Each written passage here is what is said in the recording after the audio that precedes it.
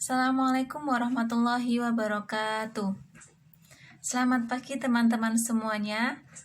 Perkenalkan, saya Ulfi Seliana Arifin dari IAIN Ponorogo yang hari ini akan menggantikan Bapak Suka untuk mengajar materi mengenai larutan asam dan basa di kelas 7H ya. Benar ini kelas 7H ya? Alhamdulillah. Bagaimana kabarnya teman-teman semuanya? Masih sehat ya? Masih semangat menjalani aktivitas yang di rumah aja? Sudah sekitar 4 bulan lebih kita masih di dalam masa pandemi. Semoga semuanya segera berlalu dan kita dapat bertatap muka kembali, belajar di sekolah kembali. Lapangannya sudah bagus SMP 4, semoga menjadi lebih baik dan lagi. Sebelumnya, marilah kita berdoa agar pembelajaran hari ini mendapatkan manfaat dan barokah. Berdoa sesuai dengan ajaran masing-masing. Berdoa mulai. Amin amin ya rabbal alamin. Terima kasih. Semoga dengan doa tadi mengantarkan kita semua untuk selalu dalam lindungan Allah dan memberikan ilmu yang banyak, ilmu yang barokah. Oke. Nah, sebelum kita mulai pembelajaran hari ini, silahkan semuanya nanti jangan lupa absen ya. Absen di Google Chrome yang sudah disediakan oleh Bapak Suka. Jangan lupa, jangan sampai telat absennya dengan menggunakan internet tentunya ya. Kemudian untuk kegiatan literasi, dipersilahkan anak-anak untuk membaca novel atau bacaan di rumahnya. Tentunya memiliki bacaan ya semuanya di rumah masing-masing. Silahkan dibaca, saya beri waktu 5 menit. Silahkan membaca novel ataupun cerpen ataupun apapun yang dapat menambah wawasan literasi kalian. Silahkan membaca. Oke, terima kasih sudah melaksanakan kegiatan literasi. Nah, hari ini kita akan mempelajari tentang larutan asam dan basa.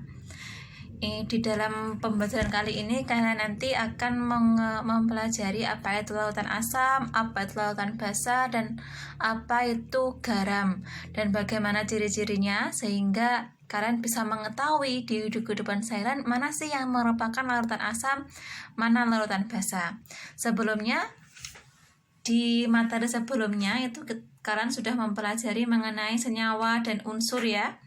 Masih ingat ya semuanya, senyawa, unsur, ciri-ciri makhluk hidup, dan lain sebagainya. Nah, mengenai larutan asam dan basa, ini sebenarnya sudah sering kali kalian temui dalam kehidupan sehari-hari.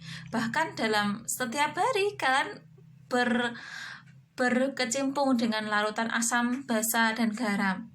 Nah, sekarang saya akan membawa ini ya teman-teman. Ini merupakan jeruk. Siapa yang sini suka es jeruk?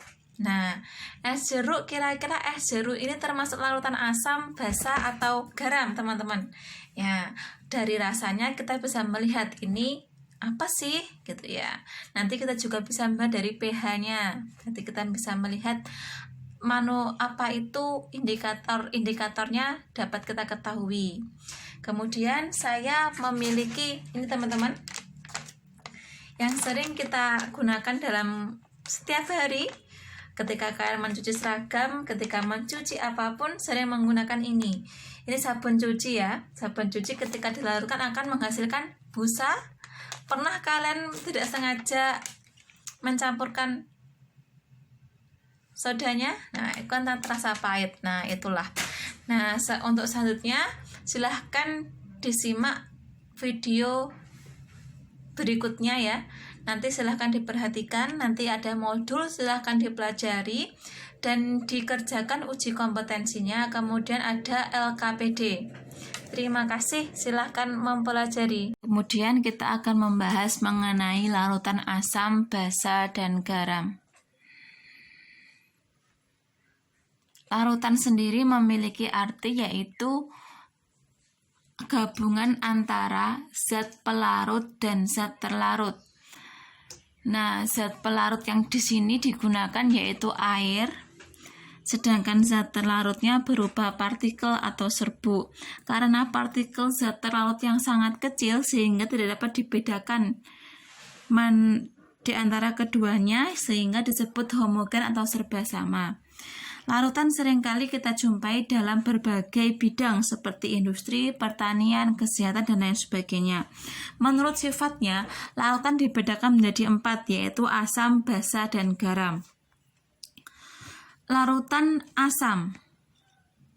Larutan asam memiliki ciri-ciri dapat menimbulkan korosif pada besi, mengubah lakmus biru menjadi lakmus merah, memiliki pH kurang dari 7. Larutan asam seringkali kita jumpai pada buah-buahan dan juga sayuran seperti pada tomat, jeruk, lemon, dan lain sebagainya. Kemudian larutan asam dapat kita jumpai pada aki kendaraan bermotor yang mengandung asam sulfat, asam dalam lambung yang membantu proses pencernaan, dan cuka dapur yang mengandung asam asetat. Kemudian larutan basa. Larutan basa contohnya dalam kehidupan sehari-hari yaitu sabun cuci, sampo, pasta gigi, obat mah, sabun mandi. Memiliki ciri-ciri terasa licin ketika di kulit dan berasa agak pahit, mengubah lakmus merah menjadi lakmus biru, memiliki pH lebih dari 7. Larutan basa dan larutan asam jika direaksikan akan menimbulkan larutan netral atau disebut reaksi netralisasi. Kemudian larutan garam. Larutan garam ini merupakan hasil dari gabungan antara reaksi netralisasi, reaksi asam, dan basa.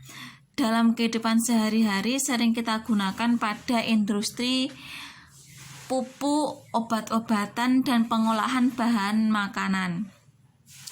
Kemudian indikator di sini berfungsi untuk mengetahui mana larutan asam dan mana larutan basa. Jadi menunjukkan mana itu larutan asam dan larutan basa. Indikator sendiri ada 2 jenis, yaitu indikator alami yang sering kita jumpai pada tanaman seperti kunyit, bunga mawar, kubis ungu, dan bunga sepatu. Ekstrak kunyit akan memberikan warna kuning cerah pada larutan asam dan warna jingga pada larutan basa. Sedangkan kubis kol merah mengandung zat indikator yaitu antosianin.